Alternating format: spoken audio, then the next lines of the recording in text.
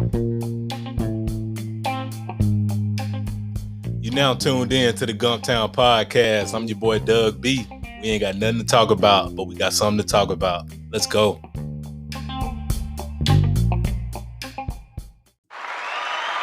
Good people.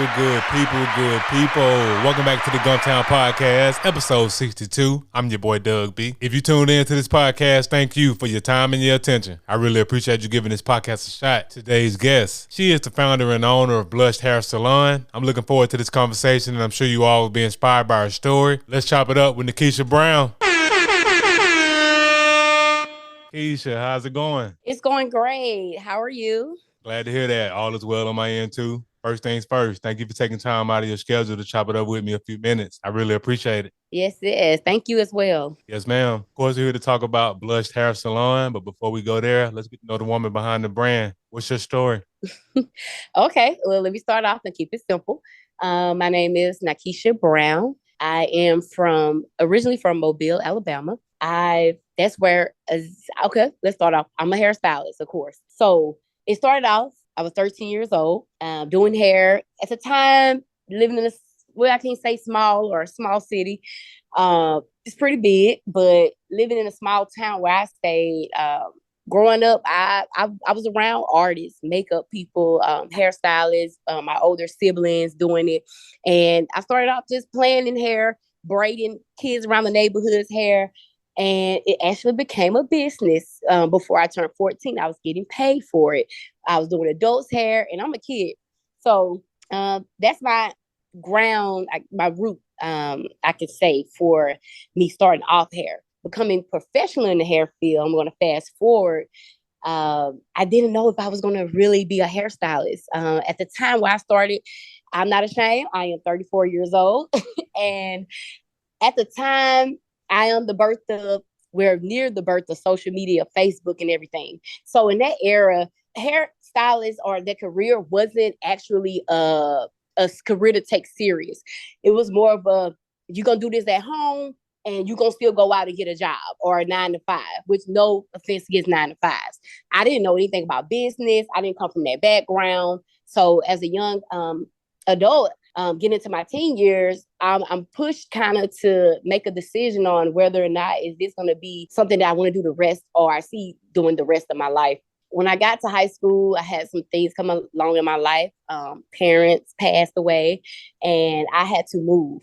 I left Mobile, Alabama, went near Birmingham, Alabama, and there is where I actually lost my passion. Going through mental stress, all those things. I know I'm big on like mental health as well, but going through a lot of that, I found myself just saying, hey, I just want to go to school and just see what's in store for me in the future as far as career.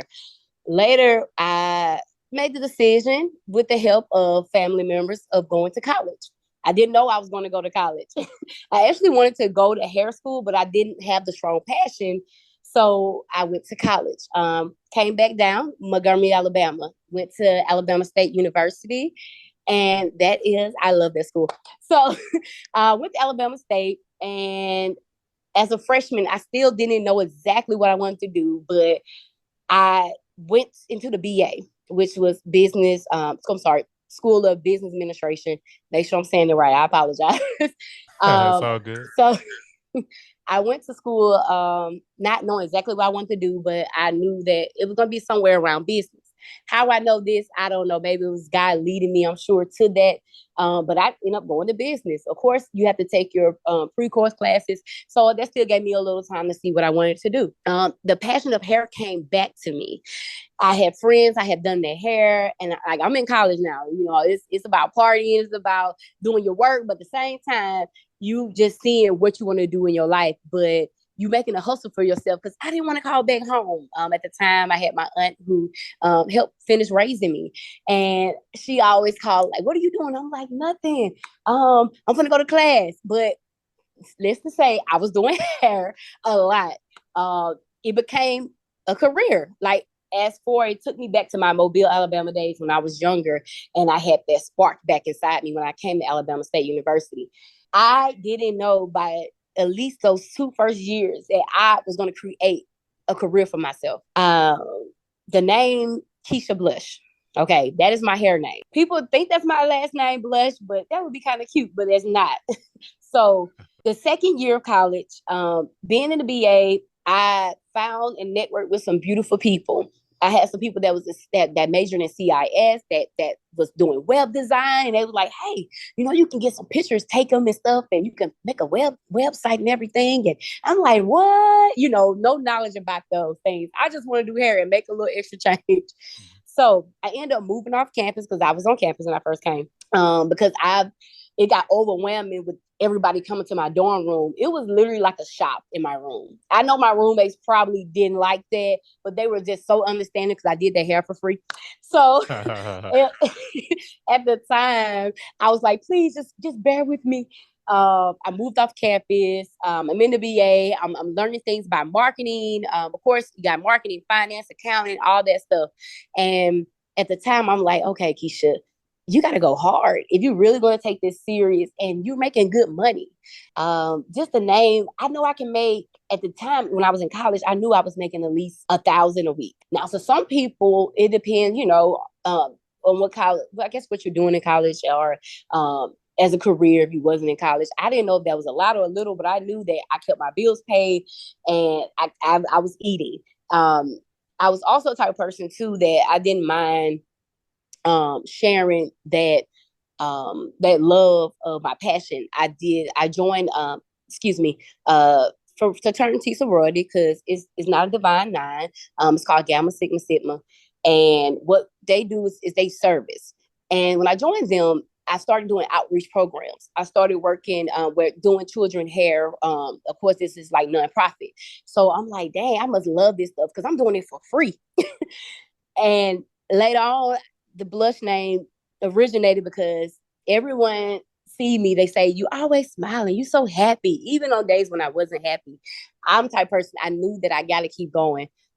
So I'm always meeting people because you never know who God's going to bless you in front of to help you along your way. And that was teachers, professors, everything. And so they say you smile a lot. And I was looking for a name because I wanted to get a name for myself. Everybody else had like a little name, and I didn't know nothing about this business wise.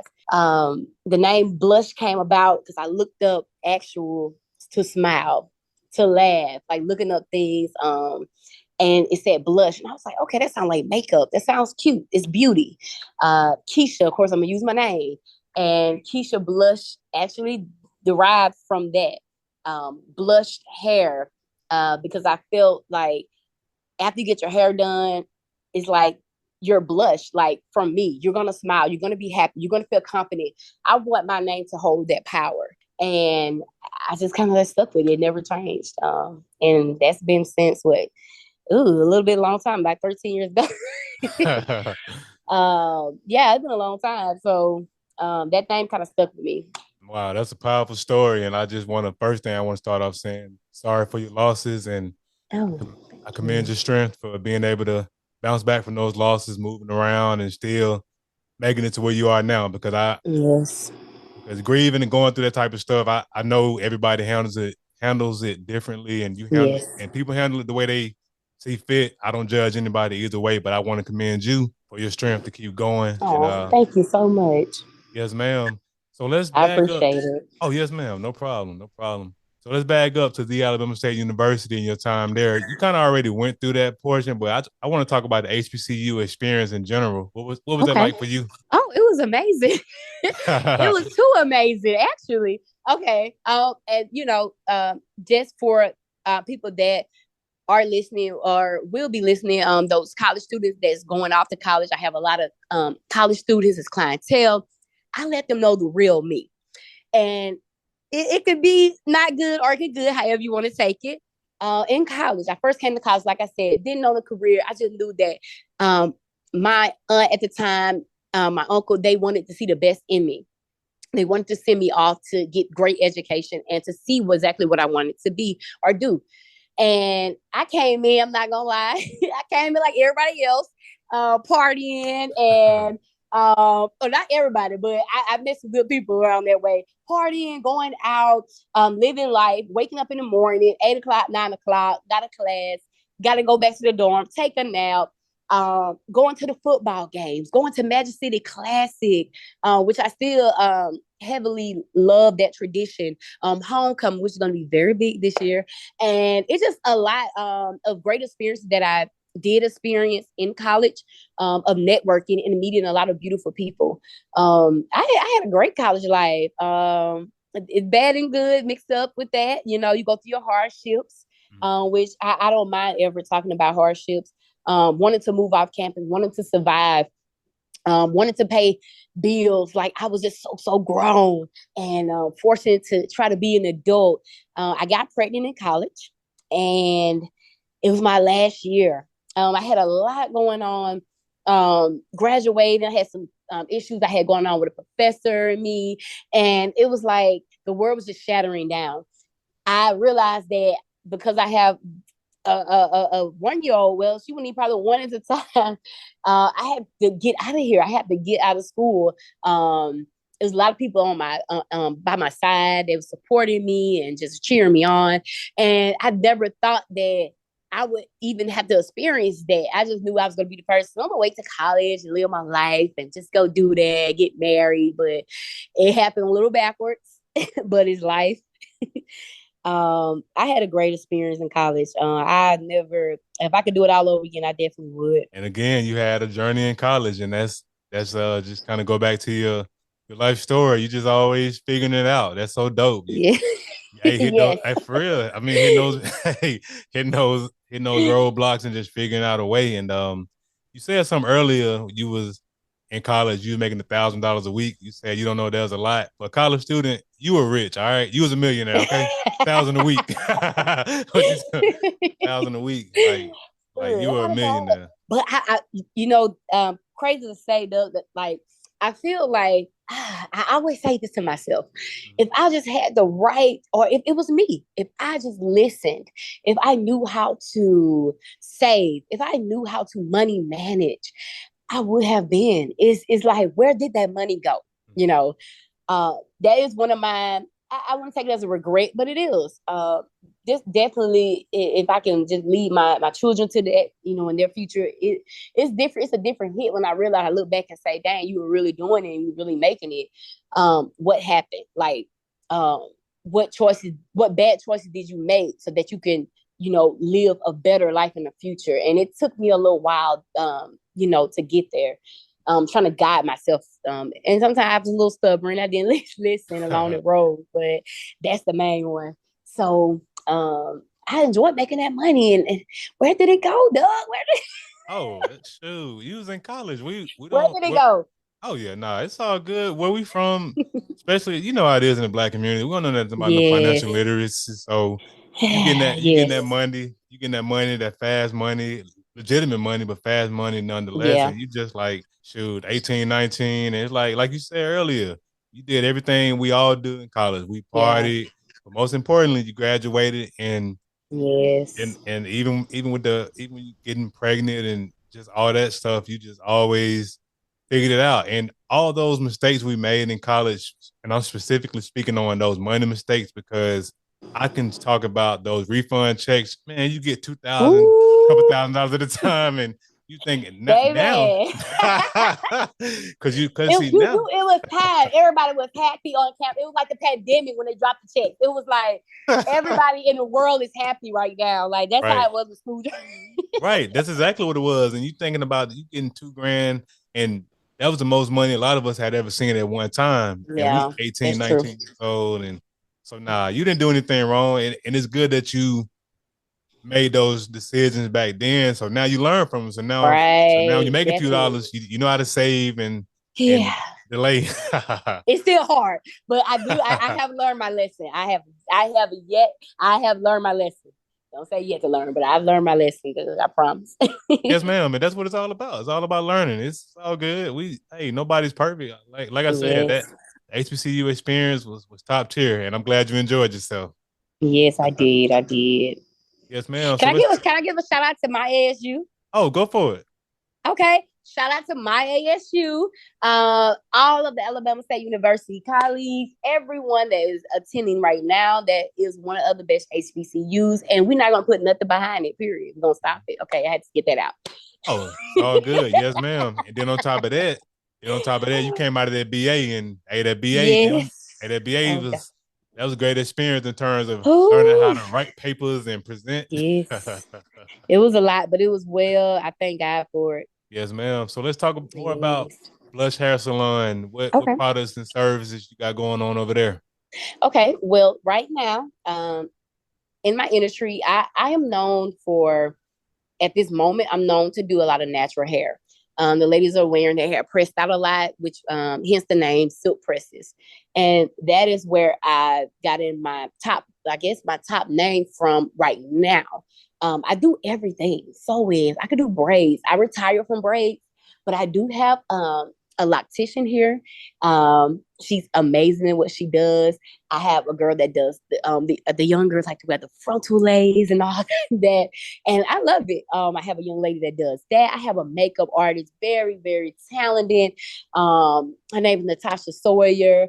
I have to call her name out because she's been rocking with me for a long time. I have a guy named Jeremy Reese. He's I got some amazing talent up in here. I got some amazing talent. Shout out to Cass and Kiana, because I'm gonna definitely get their name out. They're like my team. They keep me well grounded. They keep me together. I have industry sisters that also come together, and we just do our thing. We just do hair. Like I said, we have hair, makeup. Right now, as far as products, we will be getting some products in soon, which is lashes. What else we getting in soon? Because I'm actually working on my actual product line in the next coming up. I don't want to give a date, but next coming up year. Shampoo, conditioners, system treatments. It's going to be a lot in store. So right now, I'm actually focusing on the marketing and the branding of my company. Social media plays a big role. Just tapping into it just a little bit. Instagram, Facebook, of course. I'm a TikToker. So I use my talent for all platforms.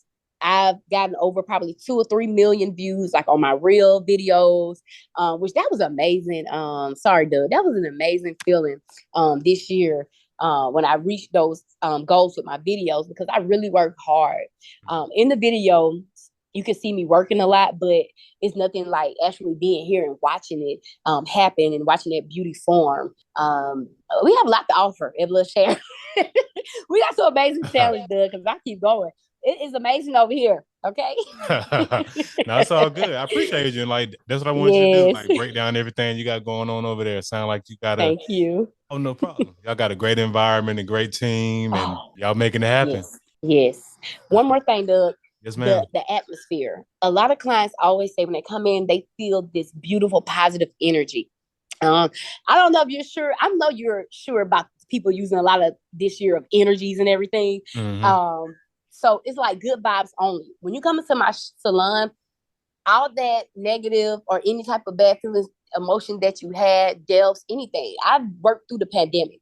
I've seen clients pass. I've seen clients, family pass, children pass. I've seen a lot. I'm like almost a therapist, basically. I don't want to classify myself, Mm-hmm. but I've seen a lot in this industry, and a lot of people come in are broken. Okay. Mm-hmm. Just because you're getting your hair done doesn't really mean that it's focused on hair. Sometimes it's actually a mental and physical emotion that comes up on women, men, even when you go to the barbershop. It's something about coming inside of a salon and going out feeling a new person, but feeling even better than what you felt when you came in. So we do that over here, and I'm happy, and I pray God continues to bless my hands and bless all the workers that work with me or people that come in the future to come in here to be by my side and work. I love creating an environment. I'm not just a single studio that works by myself. I love working with other people, so I provide that space and area for people to feel comfortable and to be themselves. Also, Mister, you said you're not judgmental, and I'm the same way, Doug. I don't judge nobody. I can't. So Right. everyone is welcome. Everyone is welcome as long as it's good energy, and you're just coming to get whatever service you're gonna get, and you're pleased and you're happy. And I make sure that everyone leaves if it's a problem, they can let me know that too. I'm very open about communicating those things too. That's dope. And that's even like in creating that atmosphere, like you said, and comparing it to like when fellas go to the barbershop, like that's our therapy. Like, I'm gonna tell you something, like hairstylists like yourself and barbers, y'all don't realize it, but y'all are really like y'all are therapists for real. Y'all just not licensed. Yes. Yeah, I know, right? Can I get paid for it? Look, I we get it mean, in tips. you probably got to go to school to get licensed for. Oh no, no more. I'm just kidding. Nah, I'm I just know. kidding. That's all good. So yeah, so you had this gift since you was 13 years old, and you went to Yes. school, business, and you got things rocking and rolling. So let's transition over into the next portion. Whenever I have entrepreneurs on the platform like yourself, I like to cover three things: the aha moment, action, and audacity. Let's go back to that aha moment when you first had the idea to open up your salon. What was that like? Mm, That for you? wow. You know what? Nobody really ever asked me that. That is crazy. I want to be prepared, dude. You didn't prepare me. So that was a good one. So, okay, sugarcoat.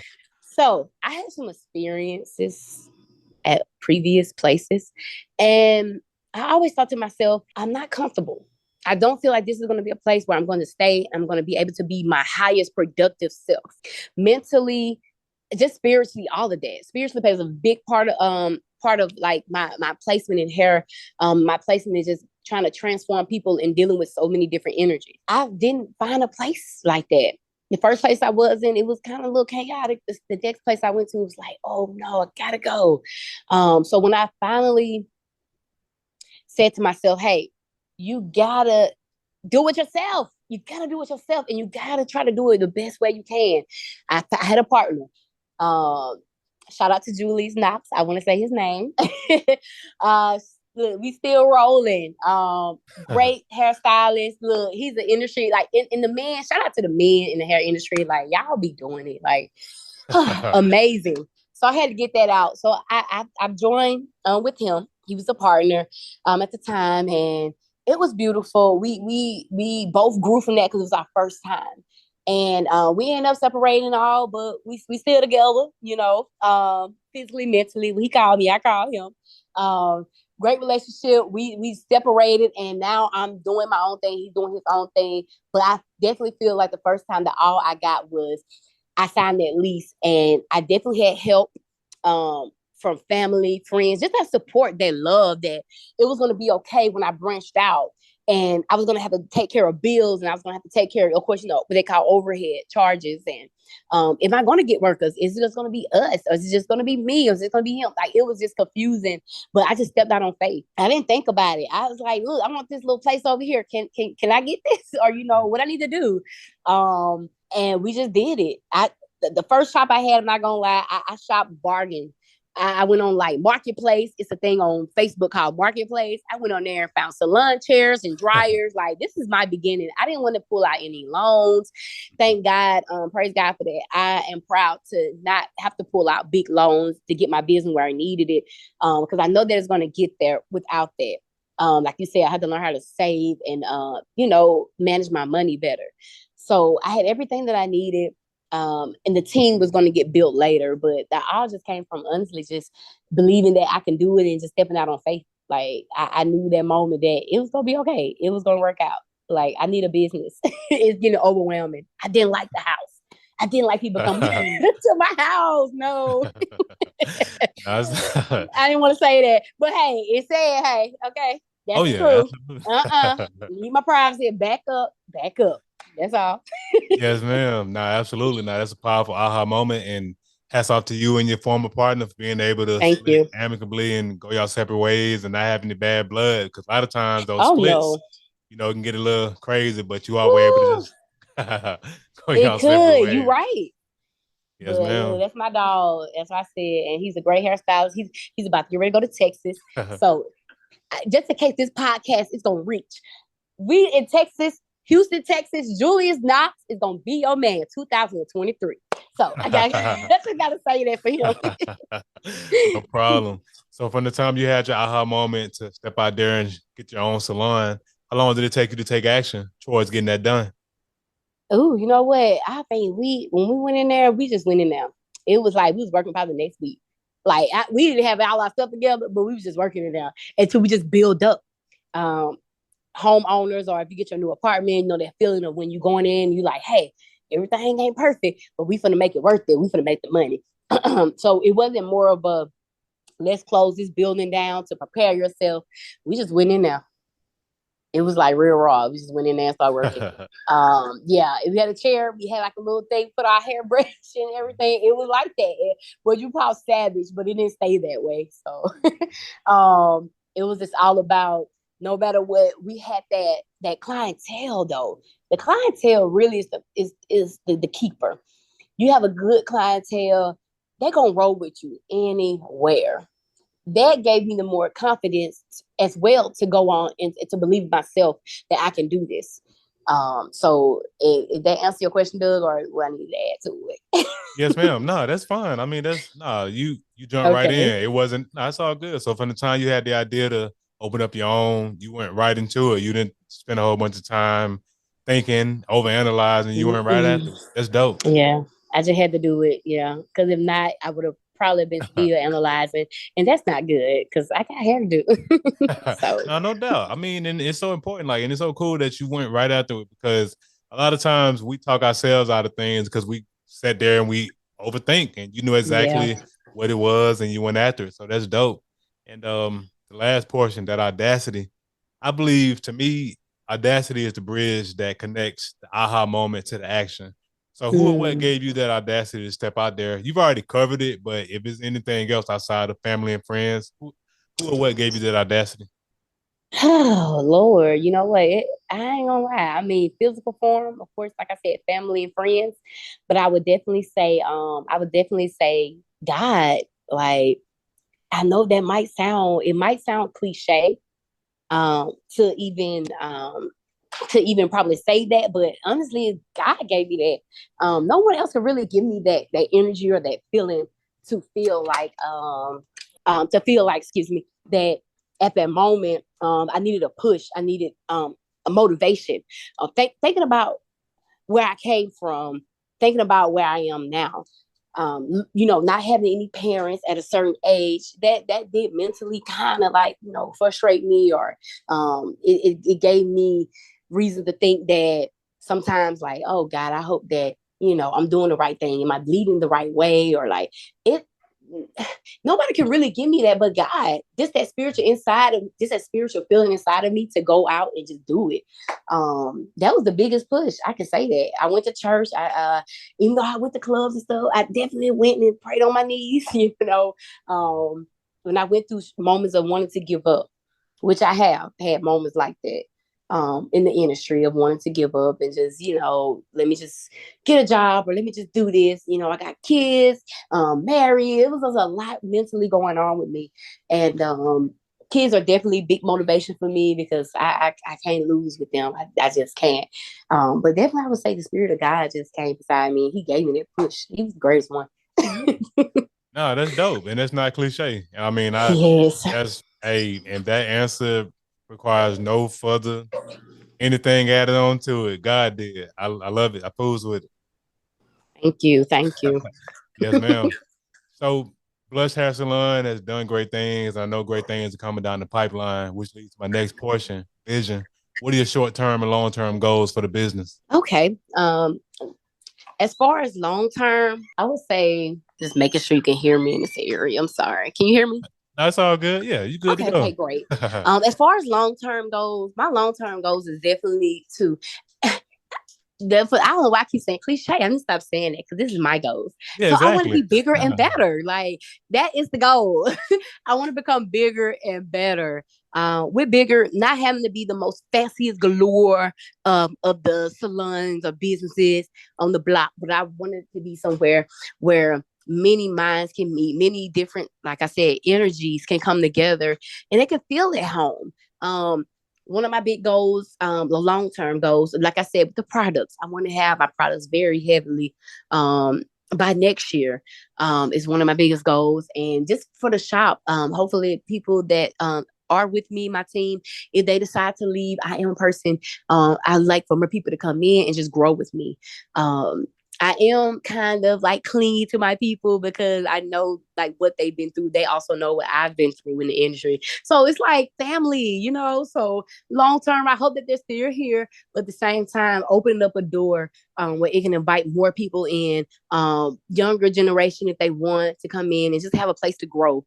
Giving the opportunity to the younger generations, excuse me, as though I had when I first started off working, which I started out working in the barbershop because I missed that story. I'm sorry, but that was an opportunity for me, and it was an amazing opportunity. So shout out to Albert Oliver. I gotta say that New Beginnings Barbershop. It's one of the most popular barbershops in Montgomery, Alabama. I'm gonna say it.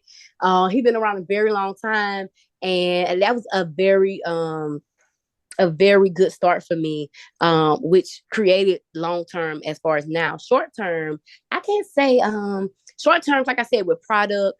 Where I see my business going right now is just a lot of marketing, a lot of things that I already do on social media to helping just not myself, but everybody else grow as well. We kind of help each other, if I can say that, because everybody piggybacks off one another here. I don't really have like a extreme short term goal, but to just stay focused and to make sure that I can reach my long term with what I'm going to be able to do now.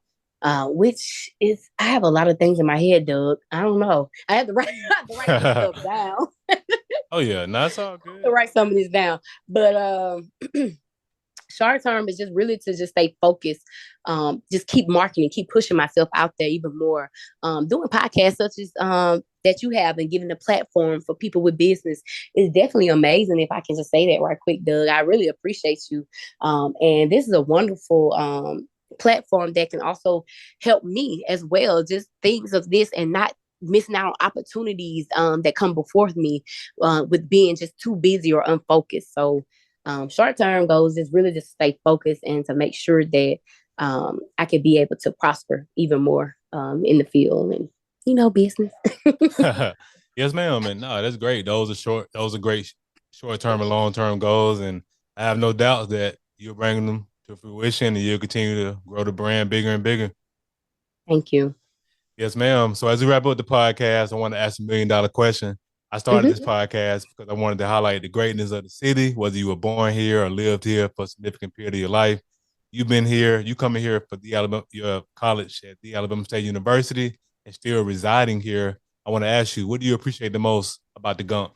Oh, I can definitely say the Gump is gonna hold you down. The Gump is the platform. I feel that's for me.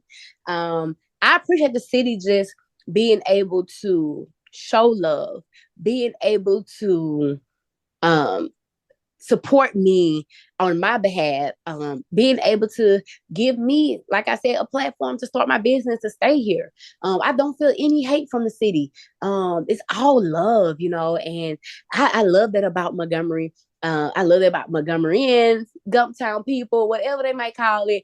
I'm down with them. I'm in here too. I've been here long enough where if I haven't left yet, it's pretty good. And I know how I am. So the city has done amazing things. They are doing more amazing things for the city. You're gonna have your pros and cons everywhere, but like I said, Gump has definitely shown a lot of love to me. So I ain't gonna complain on this end. It is amazing. Yeah. I can Yes, see myself staying here a little longer. I don't feel like a push. I feel like I'm definitely growing here. I don't feel stuck. So with me, I just can't be too stuck. So if I'm here and I'm thriving and it's going good, like honestly, it's okay with me. It's definitely good here. yes, ma'am. Great, great. So how can the people connect with you, Keisha? What are your social media handles? Okay. I have Facebook. Facebook name would be Keisha Blush, Kesha. Blush as far as the makeup. And also you can on Instagram, I have blushed hair. Blushed with the ED on the end of it. I hope I'm saying it right. Also, just in case I'm gonna drop it also when I get ready to post this or Doug drops it, we're gonna have that information there as well, just in case I ain't saying it right, y'all. I could talk, but I'm from the South, so I gotta let you talk. I got a lazy tongue. But blushed hair Instagram. If you're on TikTok, it's Keisha Blush as well. And I love TikTok, Doug. So people, I don't care. Go on TikTok. It's fun there. I love it there. And my work is being displayed in a good manner there too. So it's Keisha Blush, Facebook, TikTok, Instagram, blushed hair. So however you want to look me up. Or you can Google it as well too, and it'll take you straight to my links as well. Yes, ma'am. And of course, I'll put all of the information in the description of the episode. Hey, Keisha, thanks again for the conversation. I really appreciate you. Thank you too, Doug. I hope you have an amazing day. You too. Talk to you soon. Yes, Bye. ma'am. Good people, that concludes another dope episode of the Gumptown Podcast. We gone, but before we leave, remember, be blessed, be safe, but most importantly, have the audacity to be you. Gone.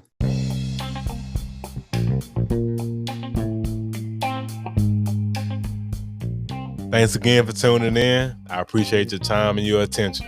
Until next time.